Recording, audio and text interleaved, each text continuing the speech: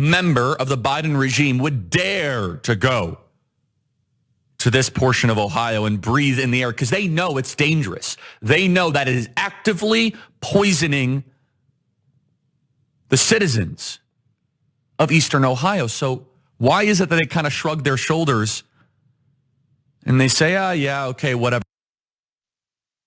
Now, I know you're probably saying, TNT, what's wrong with what he just said? You know what? Had he just stopped there, had the dude just paused, pumped his brakes right there, it would have been all right. But he didn't pump his brakes.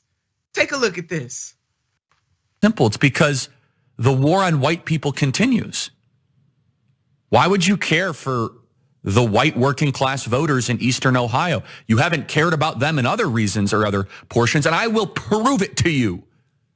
If this train derailment happened in downtown Atlanta, in the densely populated black neighborhoods, this would be the #1 news story. It would be Flint water crisis 2.0. There would be clamoring and activism and talks for reparations.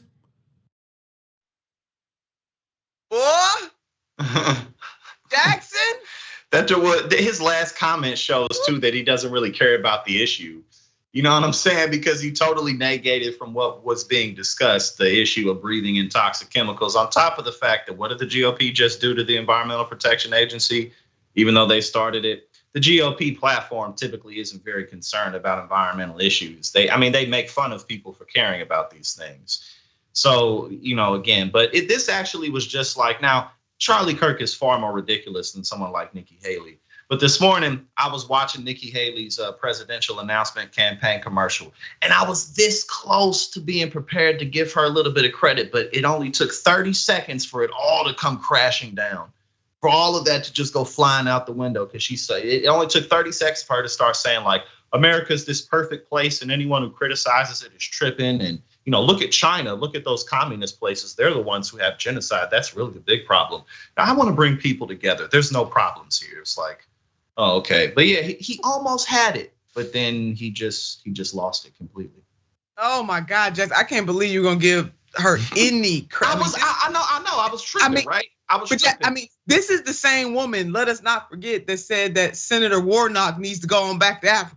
Oh, see, I guess I did that slipped my mind. Yeah, and I guess that chick. Life slaps some sense into you every once in a while. So that's what happened to me this morning, because I was almost ready to give her some credit. And then again, it was like 31 seconds in. 31 seconds. You gave her 31 seconds more than I would have ever given this woman. She just like the rest of them. And don't forget now, she gave up her whole heritage. Her real name, her birth name ain't Nikki Haley. Okay, so if that is what's her real name? Because she's Indian, right? Yes, she is. Yeah. And so that kind of self-hate, for your own culture. I mean, talk about acculturation. Woo, Jackson, please. Well, I did mention before almost gave her credit. I said, well, her first mistake is being a woman running for president in the Republican Party. So that's it right there.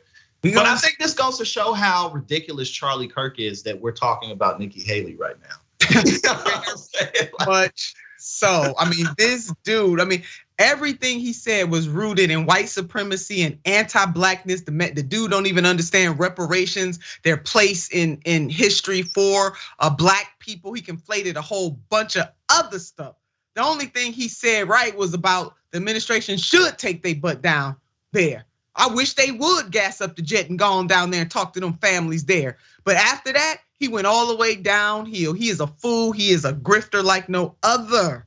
So he is using this awful situation that is happening to the people of East Palestine, Ohio, to try to create a wedge between those people who live in that community and everybody else, and he's doing it based on race. And here's what people on Twitter had to say about his hateful agenda. Let's take a look what Dean tweeted out. Dean said, it truly appears that the white right, I can't believe we saying those two words together, the white right is on the verge of starting a race war because demographic change is coming. I sincerely don't say that to scare people, but to raise red flags about where the white right, because that's a tongue twister right there, headed by Trump, Tucker Carlson, and Charlie Kirk appear to be going. The GOP is ginning up a race war. I'm not kidding. Charlie Kirk wildly claims response to Ohio train derailment is act of war on white people. What it is an act of indifference to working class people. Period. Exclamation point. Something wrong with this dude. I mean, it really is. And then former Congressman Joe Walsh, he was a congressman in the great state of Illinois. He laid this down. This very young grifter's audience is almost all middle-aged and older white people. It's Kirk's job every day is to anger and frighten this white audience of his. That's how he stays popular in my former world of right media. Charlie is not alone.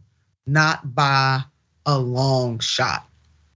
So unfortunate that this dude is using his platform in this way. Jackson, he's getting paid so much money. Oh yeah, and that's why he does it. You know what I'm saying? Yeah. That's why he does it. Why should he stop? I mean, unless he's physically stopped from doing it, then he's not going to do it. But no, it is just hilarious because again, you pointed that out perfectly. Like it was almost just fine. Almost. Administration does. They should do something about this. Yes. But then you just totally destroyed it by making it a racial issue and talking about reparations. And it's like, not really, bro, because this is just one town of hundreds across the United States that are facing this same type of issue, which I haven't heard the GOP address at all. Again, they'll make fun of you. They'll make fun of you for addressing these types of things. They never will because they really don't care. They just using this situation to stoke fear